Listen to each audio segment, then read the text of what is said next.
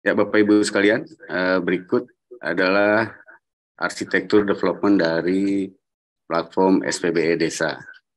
Ya, kita lihat dari awal aplikasi ini dikembangkan berdasarkan acuan dari proses bisnis pemerintahan desa atau kelurahan. Di mana di dalamnya ada beberapa sektor yang harus menjadi tanggung jawab atau menjadi tupoksi dari pemerintah desa, di antaranya pelayanan dasar masyarakat, kemudian transparansi dan informasi publik, kemudian aspirasi dan partisipasi, lalu juga ada administrasi tata kelola pemerintahan, kemudian ada terkait bidang pemberdayaan atau pembinaan masyarakat ya, melalui BUMDes ataupun kelompok-kelompok masyarakat yang ada di desa. Nah, atas dasar dari tugas pokok dan fungsi pemerintah desa ini, maka itulah menjadi roh dari pengembangan aplikasi SIDKNG, di mana mulai dilakukan pengembangan platform tata kelola pemerintah desa yang terintegrasi, terkolaborasi juga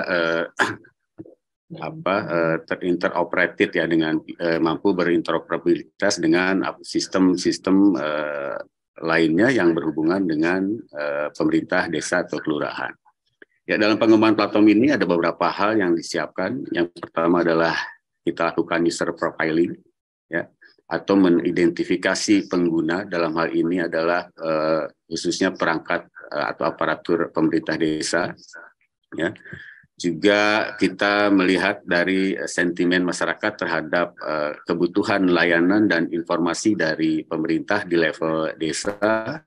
Lalu juga problematika yang dihadapi oleh perangkat atau aparatur desa dalam melakukan pelayanan baik di sisi informasi ataupun layanan dasar masyarakat yang berbasis aplikasi. Lalu juga kita melihat juga mempertimbangkan dari sisi demografis dan psikografis dari masing-masing desa yang memiliki karakter yang berbeda. Lalu dalam proses sistem development-nya, ini kita dituntut untuk di era ini adalah era integrasi dan interoperabilitas, maka itu aplikasi ini diwajibkan berbasis cloud computing ya, atau berbasis web, di mana aplikasi ini tidak diinstal standalone di perangkat masing-masing. Yang tadi Pak Direktur sampaikan itu adalah teknologi jadul, jadi ini diakses melalui komputasi awan ya, atau istilahnya cloud computing berbasis web. Jadi untuk menjalankan aplikasi ini diprasyaratkan kita memiliki perangkat yang terkoneksi dengan internet ya. Lalu kita menggunakan browser ya, browser web untuk mengakses halaman aplikasinya. Lalu kemudian ada sisi microservices environment, atau disebut istilahnya adalah berbasis servis-servis layanan ya, yang nanti layanan ini juga bisa dimanfaatkan oleh aplikasi lain yang membutuhkan atau yang memiliki irisan pelayanan yang sama. Jadi dengan adanya microservices memungkinkan aplikasi ini ke depannya nanti akan sangat mudah dalam proses integrasi ataupun interoperabilitas dengan aplikasi lainnya yang berkaitan dengan layanan dan juga informasi publik pemerintah ya. Kemudian juga dilengkapi oleh web service ya, dan API management ini untuk kebutuhan berbagi pakai data yang nanti akan sangat diperlukan ya dalam sisi baik itu layanan publik ataupun informasi publik, di mana nanti jika ini sudah terbangun maka kemungkinan aplikasi ini tidak akan membuat kita ya mengentry satu data itu yang sama berulang-ulang ya. Jadi kita tinggal menetapkan bahwa satu data itu sudah diidentifikasi dan kita siapkan satu kategori, maka API manajemen ini bisa dimanfaatkan untuk memanggil data itu dalam kebutuhan pemenuhan aplikasi. Kemudian ada sistem supporting, ya, di mana ada operasi dan maintenance yang berjalan berkelanjutan, yang dikelola dari setiap level, baik itu oleh pemerintah daerah, melalui Pemda provinsi, ataupun melalui pemerintah pusat. Jadi sistem supporting ini akan menjamin keberlangsungan atau keberlanjutan dari aplikasi yang digunakan ya. Kemudian selain operasi dan maintenance yang dilakukan terus-menerus, juga ada pengembangan berkelanjutan. Ya, pengembangan berkelanjutan ini ada beberapa aspek yang menentukan ya, di mana setiap aplikasi pemerintah itu mengacu perubahannya terhadap beberapa hal, diantaranya adalah regulasi, kemudian teknologi dan juga infrastruktur. Nah, jika memang ini sudah pengelolaannya sudah secara kolaborasi dilaksanakan pengelolaan sistem ini mulai dari tingkat pusat, pemerintah daerah sampai ke tingkat desa, maka kebutuhan untuk perubahan atau pengembangan berkelanjutan ini akan sangat memungkinkan dan tetap akan dalam satu jalur kepentingan atau kebutuhan yang sama. Selain itu, sistem supporting di aplikasi ini juga kita menyediakan atau ada tersedia layanan helpdesk pengguna ya, yang nanti bisa sewaktu-waktu Bapak Ibu bisa manfaatkan dalam penggunaan aplikasi ini jika menemukan kendala atau isu terkait aplikasi. Nah, itulah yang menjadi dasar atau pra-development atau pengembangan sistem platform tata kelola pemerintah desa. Dan setelah ini terbangun, maka ini akan didukung oleh pusat data dan sistem penghubung layanan ya.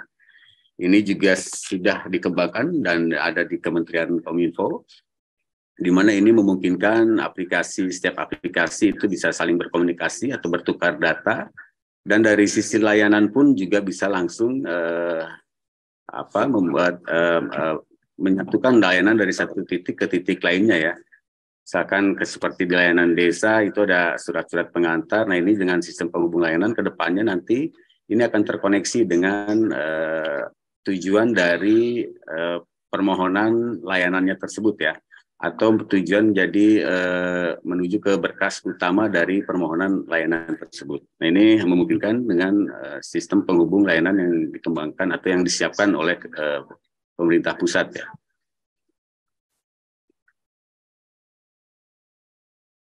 Nah, Bapak Ibu sekalian, dalam platform tata kelola desa atau sistem SPBE desa atau juga SIDEKA-INJ ini ada 4 sektor ya yang dikembangkan.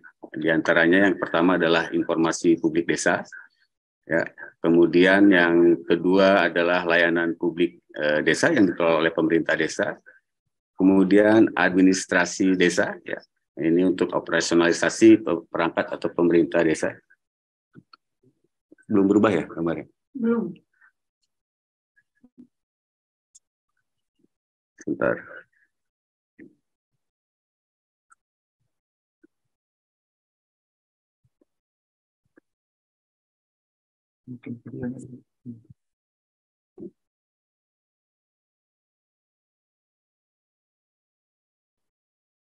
Sudah?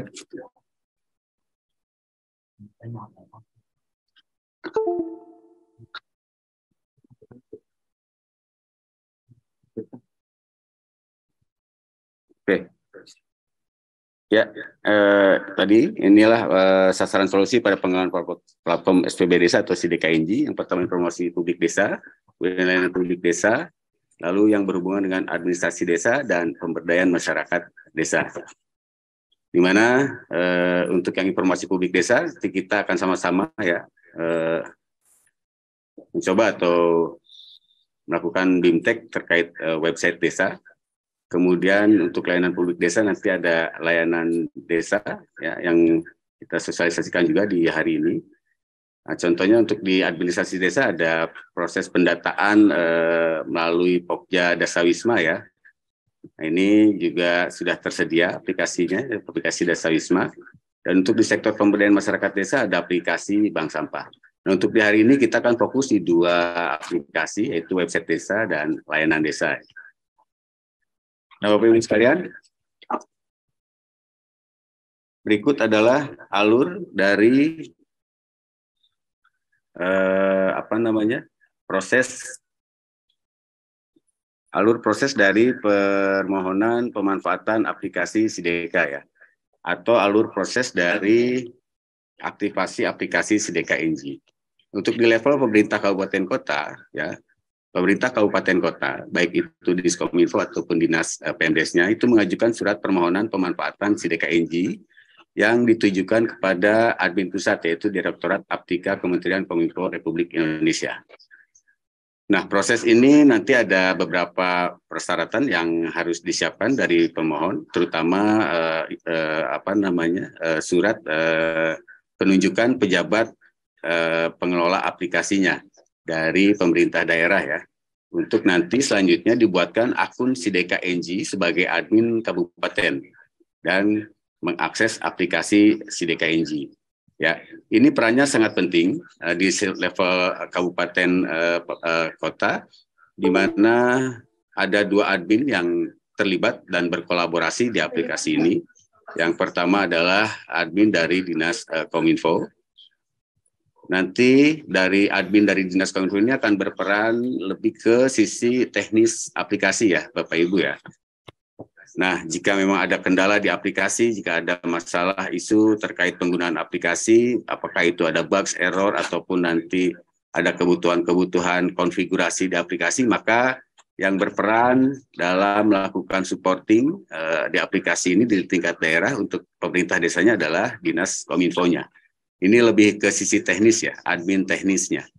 Nah, kemudian untuk Dinas Pemdes ini juga sangat penting perannya, di mana admin dari Dinas Pemdes mereka harus memonitor seluruh proses bisnis, informasi publik atau layanan publik yang digunakan oleh pemerintah desa melalui aplikasi SIDKNG. Itu pertama. Dan yang kedua adalah terkait regulasi atau aturan-aturan yang memang menjadi kewenangan desa yang bisa dipublikasi ataupun diproses permohonan layanan di tingkat pemerintah desa. Contoh misal untuk admin Pemdes,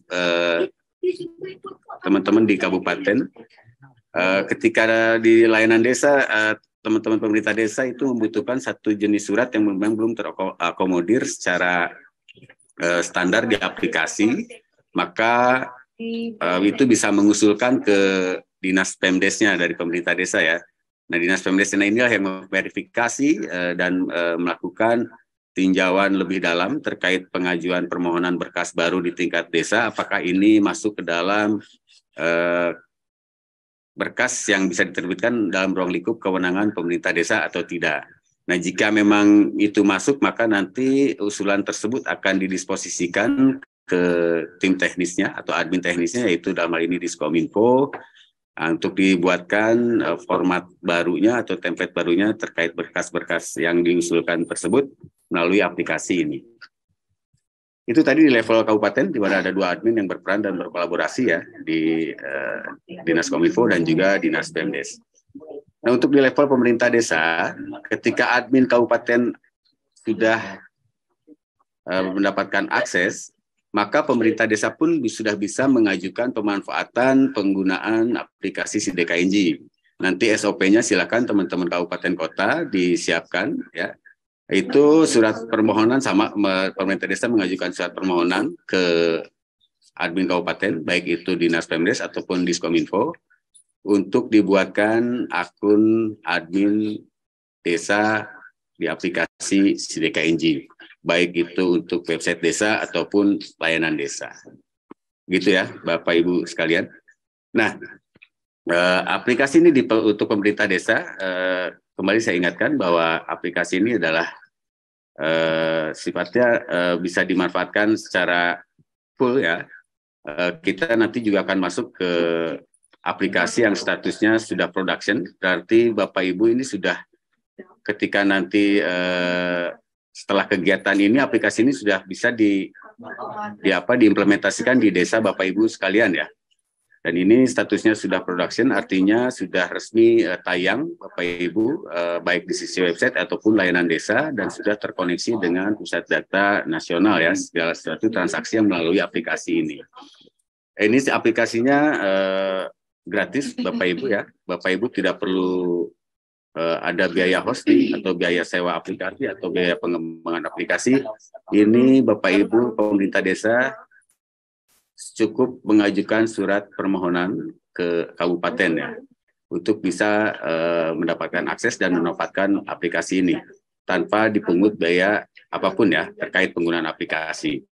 Nah, mungkin nanti Bapak Ibu dalam kaitannya dengan website itu dia memerlukan domain desa ya. Nah, domain desa itu ada regulasinya ya, itu merupakan menjadi aset desa ya, untuk domain desa.id. Silakan Bapak Ibu baca regulasinya di Permenkominfo nomor 5 Mas ya.